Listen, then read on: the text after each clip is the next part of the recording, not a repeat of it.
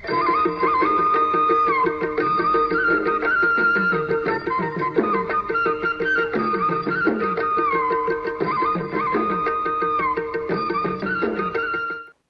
కామేశ్వరి గారి కథ.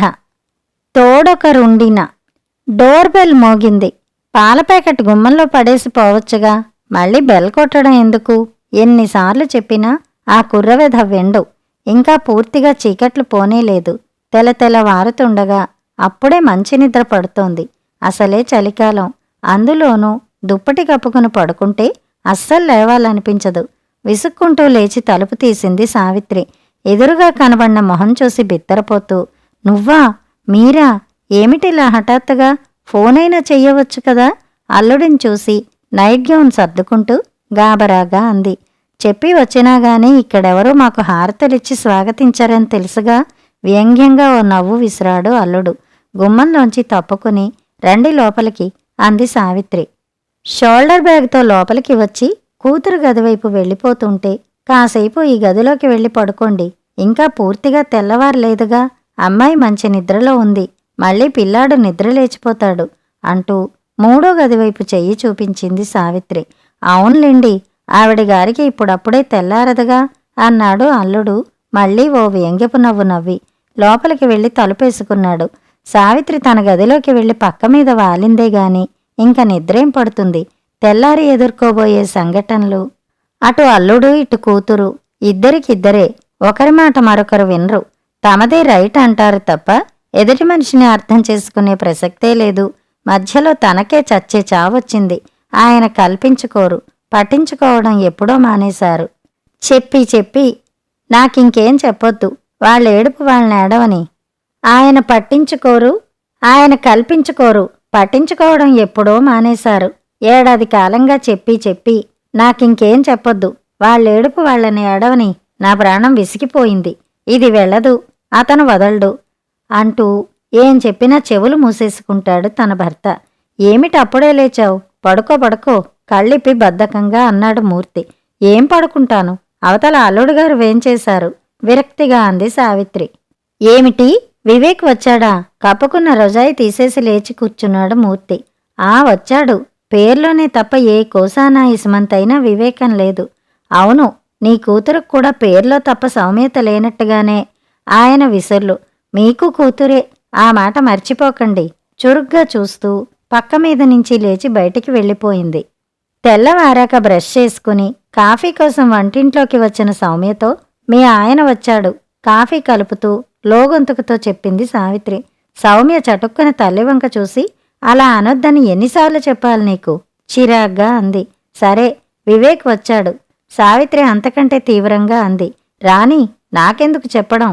Coffee mug, పిల్లాడి ఫీడింగ్ బాటిలు పట్టుకుని సౌమ్య గదిలోకి వెడుతుంటే, నీకు మొగుడు గనక చెప్పాను అంది వెనక నుంచి. మళ్ళీ వెనక్కి తిరిగి తల్లిని మింగేసేట్టు చూస్తూ, ఆ మాటే అనొద్దన్నాను అంటూ గదిలోకి వెళ్ళి దడాలన తలుపు వేసుకుంది సౌమ్య. గదిలోంచి బయటికి వచ్చిన మూర్తిని చూసి ఆ కోపం అంతా చేతిలో ఉన్న పటకారు మీద చూపించి పొయ్యిగట్టు మీద గట్టిగా విసిరేసింది సావిత్రి. నిమ్మకు నీరెత్తినట్టు భార్యకేసి చూస్తూ, ఆ కాఫీ ఇలా ఇవ్వు అన్నాడు మూర్తి ప్రశాంతంగా. తలుపు తీసి గుమ్మంలో ఉన్న పేపర్ తీశాడు. హెడ్లైన్స్ చూస్తూ భార్య ఇచ్చిన కాఫీ గ్లాస్ అందుకుని సోఫాలో కూర్చోబోతుంటే, హలో, గుడ్ మార్నింగ్ సార్ అంటూ వచ్చి పలకరించాడు వివేక్. ఓ, వెరీ గుడ్ మార్నింగ్, మీరొచ్చారని సావిత్రి చెప్పింది. కూర్చోండి. సావిత్రి, మరో కాఫీ పట్రా మర్యాదగా అన్నాడు మూర్తి.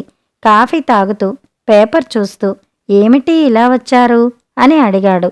పెళ్ళాం బిడ్డలు ఇక్కడే ఉన్నప్పుడు మామగారింటికి రాక తప్పుతుందా? వ్యంగ్యంగా ఎత్తి పొడుపుగా అన్నాడు. ఓ, రియల్లీ? మీ ఇద్దరు ఇంకా భార్యాభర్తలేనా? అంతకంటే వ్యంగ్యంగా అన్నాడు మూర్తి. అని నేను అనుకుంటున్నాను. మీ అమ్మాయి ఏమనుకుంటోందో మీకే తెలియాలి గడుసుగా అన్నాడు వివేక్.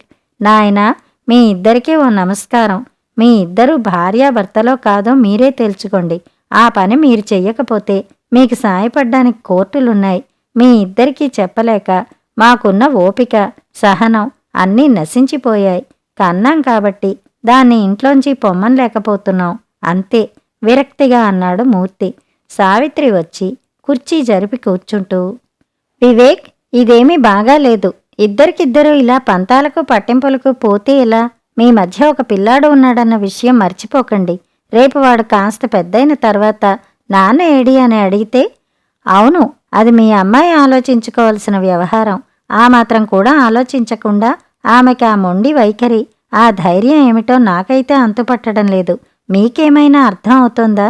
చూడు వివేక్, భార్యాభర్తల తగువుల్లో ఎవరిది రైటు, ఎవరిది తప్పు అన్నది మూడో వాళ్ళకి అర్థం కాదు. ఎవరికి వాళ్ళు మేమే రైట్ అంటారు. మా అమ్మాయి మాటలే కరెక్ట్ అని మేం ఎప్పుడూ నీతో అనలేదు కదా. ఇప్పటికైనా ఇద్దరూ కలిసి కూర్చుని మాట్లాడుకోండి. ఏదో ఒక నిర్ణయానికి రండి, అప్పుడు బాగుంటుంది. మాట్లాడాలని ఇప్పటికే 2-3 సార్లు వచ్చాను కదా. ఆవిడ నోట్లోంచి మాట రాదు. కాంప్రమైజ్ అన్న పదానికి అర్థం తెలియనట్టు ప్రవర్తిస్తుంది. నాకు ఇంక ఈ రాకపోకలు చాలనిపిస్తోంది. అంత కాలవేరానికి దిగేంత తప్పులు నేనేమీ చెయ్యలేదు. వస్తుందో రాదో అడిగేసి నా దారి నేను చూసుకుంటానిక. దేనికన్నా పట్టు విడుపు ఉండాలి. మా గొడవల మధ్య పిల్లాడు తండ్రి లేనివాడైపోకూడదని, సంసారం పాడు చేసుకోకూడదని నా వైపు నుంచి నా ప్రయత్నాలు నేను చేశాను. వివేక్, అన్నానని కోపం తెచ్చుకోకు. చేతులు కాలాక ఆకులు పట్టుకున్నావు. ఈ ఆలోచన, ఈ సౌమ్యత, కాస్తంత ఓపిక, సహనం అప్పుడే ఉంటే, కాస్తంత ఆదరణ, అభిమానం అప్పుడే చూపించి ఉంటే ఏనాడో కరిగిపోయి ఉండేదయ్యా. కాని నువ్వు దాన్ని రెచ్చగొట్టావు. అర్థం చేసుకోవలసిన సమయంలో ఆదరించి దగ్గర తీసుకోలేకపోయావు. ఆంటీ, మనిషిలో పాజిటివ్ పాయింట్స్ కనిపెట్టి నెగటివ్ పాయింట్స్ గురించి కొంచెం అర్థం చేసుకుని ఆ పాజిటివ్ పాయింట్స్ని హైలైట్ చేస్తే అవతల వాళ్ళు లొంగిపోతారు. ఎప్పుడూ నెగటివ్ పాయింట్స్ని వేలెత్తి చూపిస్తుంటే అవతలవాడి ఈగో దెబ్బతిని మొండిగా ప్రవర్తిస్తాడు. మీ అమ్మాయిలో ఉన్న ముఖ్యమైన లోపం అదే. ఎప్పుడు ఎదుటి వ్యక్తి తాను కోరుకున్న విధంగా ప్రవర్తించాలంటే సాధ్యమేనా? అవతలివాడు మనిషేగా, తన్ని అర్థం చేసుకోవాలి, తన మాట వినాలి అని అవతలి వాళ్లకు మాత్రం ఉండదా? సాధించడం, ఎత్తి పొడవడం, చేతకానితనాన్ని పదే పదే దెప్పి పొడవడం, ఆఖరికి కట్టుకునే బట్టలు, తినే తిండి మీద కూడా తనదే చాయిస్. తనకి నచ్చినట్టే చెయ్యాలి అంటే ఎలా? పోని అదేదో అహంకారంగా కాక ప్రేమ, అనురాగంతో మార్చే ప్రయత్నం చేస్తే ఒకరోజు కాకపోతే ఇంకో రోజు ఆ ప్రేమకి లొంగిపోతాడు మనిషి. వివేక్, ఈ వాదులాటలు, ఇద్దరి వెర్షన్సు ఇదివరకే విన్నాం. నీవు చెప్పేది కొన్ని రేటు, అది చెప్పేది కొన్ని రేటు. ఒక్క విషయం ఆంటీ, సరే, మా అమ్మ నాకు కొన్ని పద్ధతులు నేర్పలేదు. నాకు శుభ్రం తక్కువ. బట్టలు ఎక్కడ పడితే అక్కడ వదిలేస్తాను. బాత్రూమ్ అంతా తడి తడి చేసేస్తాను. పేపర్ చదివాక నీట్గా పెట్టకుండా వదిలేస్తా. ఎంగిలి కప్పులు వదిలేస్తా. డబ్బు లెక్కలేదు. సరుకులు తేవడం తెలీదు. సంతలోంచి చచ్చు పుచ్చు కూరలు తెస్తాను. రోజు ఇలా 1,00,000 సాధింపులు, చీవాట్లు తింటూ వాటిని భరిస్తూ విరక్తి చెందకుండా ఉండడానికి, నవ్వుతూ మునీశ్వరుల్లా ప్రశాంతంగా ఉండడానికి నేనేమన్నా యోగినా? పోని నన్నొక్కడే అనుకుంటే పర్వాలేదు. కాని మా అమ్మని, మా ఇంటిని తెప్పే అధికారం తనకుందా? మనుషులందరి అలవాట్లు ఒకేలా ఉండవు. మా అమ్మ పెంపకం ఆవిడ పద్ధతిలో జరిగింది. ఆవిడిల్లు ఆవిడ ఎలా సర్దుకుందో అదంతా ఆవిడిష్టం. ఆ ఇంట్లో పుట్టిన పిల్లలు ఆ తల్లి పెంపకంలో పెరిగి ఆమె నేర్పినవే నేర్చుకుంటారు. పెరిగిన వాతావరణం ఒక్కసారిగా మారిపోతుందా? నిలేసినట్టు అంటున్నాడు వివేక్. సావిత్రి వెంటనే అందుకుంది. అవును, కరెక్ట్. నీవన్నది చాలా నిజం. దాని విషయంలోనూ అదే వర్తిస్తుంది. ఇక్కడ పద్ధతిగా అన్నీ ఎక్కడెక్కడ ఉండి చాలా నీట్గా మెయింటైన్ చేసిన అప్పర్ మిడిల్ క్లాస్ అమ్మాయిగా కొన్ని పద్ధతులు దానికి అలవడ్డాయి. నా పద్ధతి అది. నాకంటే ఎక్కువగా దానికి కొన్ని మంచి అలవాట్లున్నాయి. హై క్లాస్గా పెరిగిన పిల్ల. దానిదంతా కట్టే కొట్టి తెచ్చే అన్నట్లుండే రకం. నాజుగ్గా, మంచిగా, ఓరిమిగా చెప్పడం దానికి తెలీదు. నేను చిన్న మాట అన్నా కూడా పడే రకం కాదు. ఆ మనస్తత్వం కాదు దాంది. కానీ పెళ్లి కాకముందు ఎన్నిసార్లో చెప్పేదాన్ని. నా పద్ధతి అంతే, నా మాట అంతే. అమ్మా, నాన్న, స్నేహితులు ఎవరైనా నువ్వు కోరుకున్నట్టే ఉండాలంటే కుదరదు.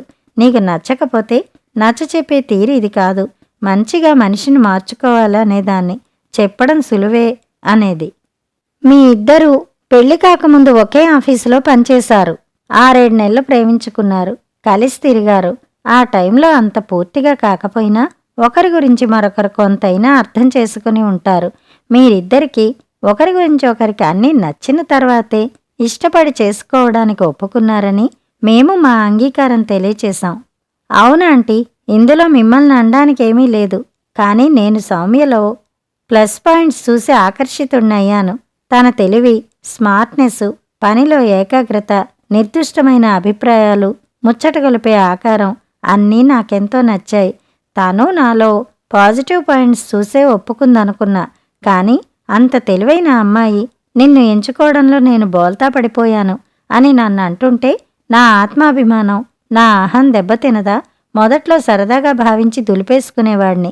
రోజు రోజుకి ఆవిడ ధోరణి మితిమీరిపోతుంటే తిరగబడి నిర్లక్ష్యంగా జవాబు ఇవ్వడమే నేను చేసిన నేరమా? వివేక్, ఎన్నిసార్లు వినమంటావు? నువ్వు చెప్పే ఈ మాటలన్నీ మా ఇద్దరికీ ఇక వినే ఓపిక లేదు. ఇంక మీ ఇద్దరూ కలిసి బతకలేమనుకుంటే మ్యూచువల్ డైవర్స్ తీసుకుని ఎవరి బతుకు వాళ్ళు బతకండి. ఇంతకంటే మేము ఏం చెయ్యలేం, చెప్పలేం మూర్తి అసహనంగా అన్నాడు. వివేక్, చూడు, నీ వాదన విన్నాం, దాని వాదన విన్నాం. పెద్దదాన్ని ఒక మాట చెబుతున్నా చూడు.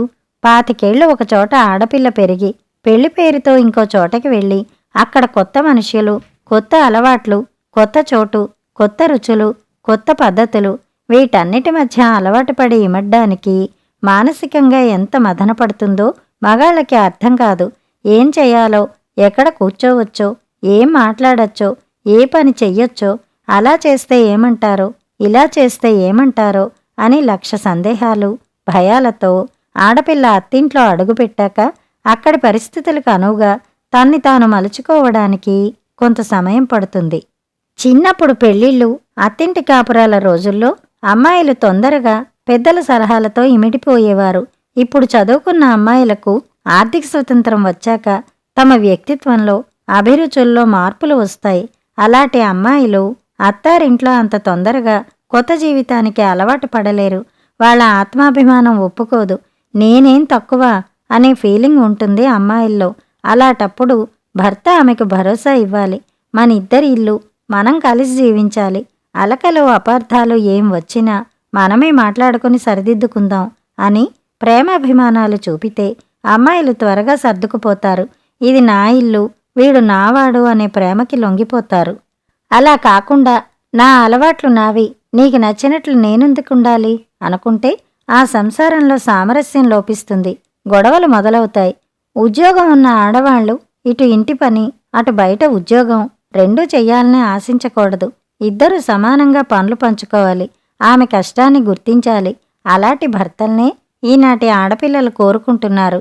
ఇంటి పనులు షేర్ చేసుకోలేని భర్తల్ని ఎందుకు భరించాలని వాళ్ళనుకోవడంలో తప్పేంటి అడిగింది సావిత్రి. అది సరే ఆంటీ, నాకు పని చెయ్యటం చేతకాదు. అలాటప్పుడు నన్ను ప్రేమగా పిలిచి అడగాలి. ఈ కూరలు తరుగు, బాబు ఫీడింగ్ బాటిల్స్ కడుగు అని ఎలా చెయ్యాలో 1-2 సార్లు చెప్పొచ్చు కదా. దాని బదులు ఏమీ రాదని తెప్పడం, దులిపి పారేయడమే కరెక్ట్ అనుకుంటారు ఈ ఆడవాళ్లు. మీ ఇద్దరి మధ్య సామరస్యత ఉన్నప్పుడు అవన్నీ సాధ్యపడతాయి. ఈ విషయంలో మా అమ్మాయి తప్పు లేదని నేను అన్ను. నన్నేం చేయమంటారు చెప్పండి? ఆఖరి ప్రయత్నంగా వచ్చాను. ఇప్పటికి 6 నెలలయిందా ఆమె వచ్చేసి. ఇంక ఎదురు చూసే ఓపిక నాకు లేదు అసహనంగా అన్నాడు వివేక్. తలుపు తీసుకుని బాబుని ఎత్తుకుని గదిలోంచి వచ్చిన సౌమ్య వివేక్ని చూడనట్టే వంటింట్లోకి వెళ్లబోయింది. వివేక్ చటుక్కుని లేచి, హాయ్ చేతన్, దాదా ఇలా రా అని ఆమె చేతిలోంచి బాబుని తీసుకోబోయాడు. సౌమ్య తీక్షణంగా చూసి బాబుని గట్టిగా పట్టుకుంది. హాయ్ సౌమ్య, బాబుని ఇటివ్వు, వాణ్ణి చూడ్డానికే వచ్చా తెలుసా, దానాన్న అని మళ్ళీ చేతుల్లోకి తీసుకోబోయాడు. నీకు నాకు సరిపడదని నేను వచ్చేశాక ఇంకా రావడాలేమిటి? ప్లీజ్ నన్ను అనవసరంగా డిస్టర్బ్ చేయకు అంది సౌమ్య తీవ్రంగా. వివేక్ మొహం ఎర్రబడింది. అంతలోనే నిగ్రహించుకుని, మనకు జరిగింది బొమ్మల పెళ్లి కాదు, శాస్త్రోక్తంగా జరిగిన పెళ్లి, రిజిస్టర్ మ్యారేజ్ కూడా. ఇలా ఇంట్లో కూర్చుని నీకు నాకు చెల్లు అనుకునేంత తేలికైన విషయం కాదు అంటూ బలవంతంగా ఆమె చేతిలోంచి బాబుని తీసుకున్నాడు. సౌమ్య తిరిగి బాబుని లాక్కోబోయింది. అప్పుడు బాబుని తీసుకోబోతుంటే మూర్తి గట్టిగా మందలిస్తూ, ఏమిటిది? బాబుకు అతని తండ్రి అని మర్చిపోకు. నీకెంత హక్కుందో అతనికే అంతే హక్కు ఉంది. బిహేవ్ యువర్ సెల్ఫ్ అన్నాడు. సౌమ్య తండ్రి వంక చురుగ్గా చూసి ఏదో అనబోయి తండ్రి మొహంలో కోపం చూసి మౌనంగా తన గదిలోకి వెళ్ళిపోయింది. నీతో మాట్లాడేందుకే వివేక్ వచ్చాడు. ఇద్దరూ రూంలోకెళ్ళి మాట్లాడుకోండి ఆర్డర్ వేసినట్టు అన్నాడు. మా మధ్య ఇక మాటలేం లేవు. మాట్లాడాల్సింది ఒక్క లాయర్తోనే. సౌమ్య, ఒకసారి ఎదుటివాడు చెప్పింది వినడం నేర్చుకో. వివేక్ ఏం చెబుతున్నాడో ఒకసారి విను, కూతుర్ని గట్టిగా హెచ్చరించింది సావిత్రి. సరే, మేం మాట్లాడుకునే మాటలకి గదులు అవసరం లేదు, అందరెదురుగానే మాట్లాడవచ్చు మొండిగా అంది. సరే అయితే, అంకుల్ ఆంటీ మీరు ఇక్కడే ఉండండి అంటూ, సౌమ్య నేను క్రితంసారే చెప్పాను, ఇప్పుడు చెబుతున్నాను, మనిద్దరం కలిసి కాపురం చెయ్యాలనేది నా కోరిక. మన మధ్య ఇప్పుడు బాబు కూడా ఉన్నాడు గనక వాడి కోసమైనా మనం కలిసి బతకాలని కోరుతున్నాను. పిల్లాడికి తల్లిదండ్రులిద్దరూ ఉండాలి. వాళ్ళ సమక్షంలోనే వాడి పెంపకం జరగాలని నా ఉద్దేశం. తండ్రిగా నువ్వేం చేస్తావు? ఒక్కరోజన్నా వాడి ఆలనా పాలనా చూసావా? రాత్రిపూట ఒక్కసారైనా వాడిని నిద్రపుచ్చావా? వాడికి పాలు పట్టావా? అన్నీ నేనే చేసుకున్నప్పుడు నేనే ఒంటరిగా బతుకుతూ వాడిని పెంచుకుంటా. అంత పసిపిల్లాడికి నేనేం చేయగలను? నాకా పని అలవాట్లేదు. అందరికీ అన్ని అలవాట్లు ముందే వచ్చేయవు, చేస్తూ ఉంటే అవే వస్తాయి. నిజమే, నేను నేర్చుకోవాలని ప్రయత్నించినప్పుడు ఏ పని సరిగ్గా చెయ్యవు, నీకు చేత కాదు అని నా చేతిలోంచి బాబుని లాగేసుకుంటే నేనెప్పుడు నేర్చుకోవాలి? రోజంతా నిన్ను కూర్చోబెట్టి నేర్పేంత ఓపిక టైము నాకు లేదు. సరే, ఈ గోలంతా చాలాసార్లు అయింది గాని ఇప్పుడు నాతో ఇంకేం మాట్లాడాలో చెప్పు. అంటే నా అవసరం లేదని నిర్ణయించుకుని నువ్వు ఒంటరిగా ఉండాలనే నిర్ణయించుకున్నావా? ఈ విషయం కిందటిసారే చెప్పానుగా మొండిగా అంది సౌమ్య.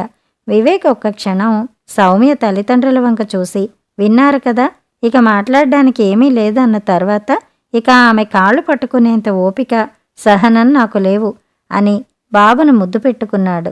నా కొడుకు సంగతి ఏం చేయాలో లాయర్లతో మాట్లాడి చెబుతా అంటూ పిల్లాడిని సావిత్రి చేతిలో పెట్టి గదిలోకి వెళ్ళి బట్టలు మార్చుకుని బ్యాగ్ పట్టుకుని విసవిస బయటికి వెళ్ళిపోయాడు.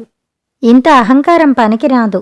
నువ్వు చేసిన ఈ పనికి విచారించే రోజు వస్తుందని తండ్రిని కాబట్టి శాపం పెట్టను, కానీ ఆల్ ద బెస్ట్. ఇక నీ ఇష్టం, నీ విషయంలో మేం జోక్యం చేసుకోదలుచుకోలేదు అని తండ్రి పేపర్ మొహానికి అడ్డు పెట్టుకున్నాడు. సావిత్రి కూతురు వంక విముఖంగా చూసి వంటగదిలోకి వెళ్ళిపోయింది. మీ అమ్మ నేను 3 రోజుల్లో అమెరికా బయలుదేరుతున్నాం, నిన్ననే టికెట్ కొన్నాను అన్నాడు కూతురుతో మూర్తి. సౌమ్య చకితురాలయ్యింది. అదేంటి నాన్న, ఎందుకింత హఠాత్తుగా ప్రయాణం? కలవరపడుతూ అడిగింది సౌమ్య. మీ అన్నయ్య కొడుకుని పుట్టిన తర్వాత ఇప్పటి వరకు మేం చూడనే లేదు. వాళ్ళ అత్తగారు పురిటికి వెళ్ళి 4 నెలలైపోయింది. ఆవిడ ఇండియా తిరిగి వచ్చేస్తుందట. అందుకని మమ్మల్ని రమ్మన్నాడు. పిల్లాన్ని ఒంటరిగా ఇంట్లో వదిలి ఉద్యోగాలకు వెళ్ళలేరుగా. ఆయా దొరికింది, కానీ ఇంట్లో మన అనేవాళ్ళము మేం ఉండాలి కదా అన్నాడు. మరి ఇక్కడ ఎలా? బాబుని ఎలా మేనేజ్ చెయ్యాలి? ఏదైనా క్రెచ్లో ఉంచు. మీ ఇద్దరూ కలిసి ఉన్నప్పుడు కూడా ఆఫీసులకు వెళ్ళినప్పుడైనా బాబుని క్రెచ్లో ఉంచక తప్పదు కదా నిర్లిప్తంగా అన్నాడు తండ్రి. చెప్పా పెట్టకుండా ఇంత హఠాత్తుగా మీరు అమెరికా ప్రయాణం పెట్టుకుంటే ఎలా? ముందే చెబితే ఏదో ఒక ఏర్పాటు చేసుకునేదాన్నిగా కోపంగా అంది. మాకు మాత్రం తెలుసా? వెళ్ళాలనుకున్నాం గాని అక్కడ వాడి మామగారి తండ్రి ముసలాయన ఐసీయూలో ఉంటే కోడలిగా వాడి అత్తగారు వెళ్ళొద్దా? అందుకే ఫోన్ చేశాడు కిషోర్. టిక్కెట్ కూడా పంపాడు. అవసరానికి నీలాగే వాణ్ణి ఆదుకోవాలి కదా. కనీసం 6 నెలలు పడుతుంది మేం తిరిగి రావడానికి అన్నాడు తండ్రి. 6 నెలలు నేను బాబుతో ఒంటరిగా ఎలా ఉండాలి? కోపం, ఉక్రోషం, గాబరా భయం కలగలిసిన వ్యాకులతో అడిగింది సౌమ్య. ఉండాలి మరి. పెళ్లి చేసి పురుడు పోయడం వరకే మా బాధ్యత. ఇంకా ఇంకా మేమే చెయ్యాలంటే ఎలా? మా పనులు మాకుంటాయిగా. కూతుర్ని గాని కొడుకుని గాని జీవితాంతం కనిపెట్టుకుని ఉండలేకే వాళ్ళకి పెళ్ళిళ్ళు చేస్తారు తల్లిదండ్రులు. పెళ్ళయ్యాక భార్యాభర్తలు కలిసి వాళ్ళ సంసారం వాళ్ళు చేసుకోవాలి. వాళ్ళ జీవిత సమస్యలను వాళ్లే ఎదుర్కోవాలి.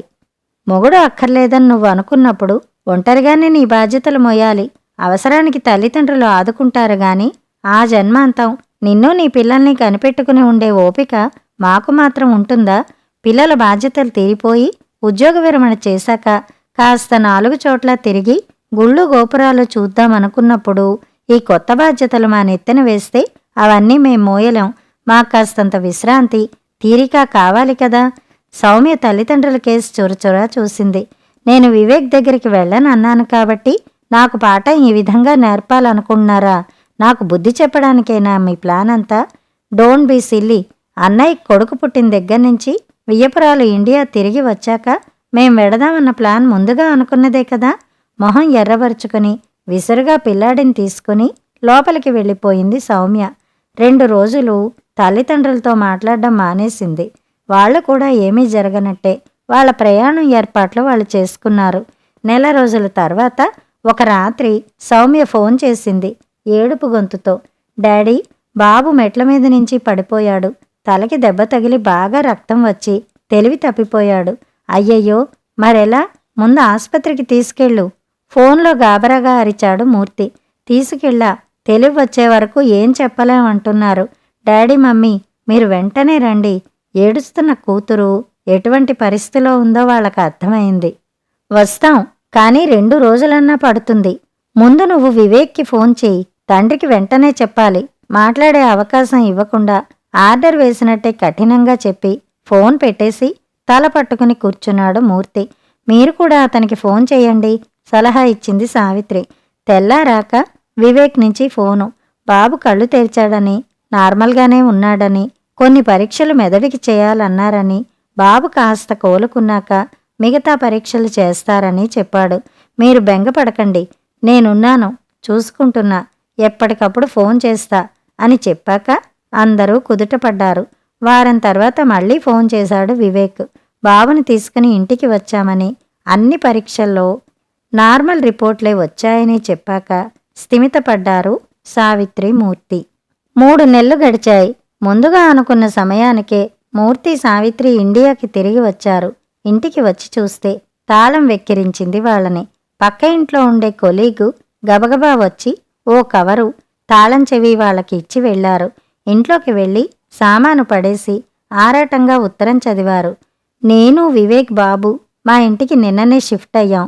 ఇన్నాళ్ళు మీ ఇంట్లో నాకు ఆశ్రయం ఇచ్చినందుకు థ్యాంక్స్. పెళ్ళయ్యాక ఆడపిల్లలు తల్లిదండ్రులకి బరువు అవుతారని, అమ్మాయిని ఆడపిల్లగానే తప్ప కన్న కూతురుగా ఏనాటికి గుర్తించని తల్లిదండ్రుల్లో మీరొకరు. బాబుకి తండ్రి అండ దొరికింది.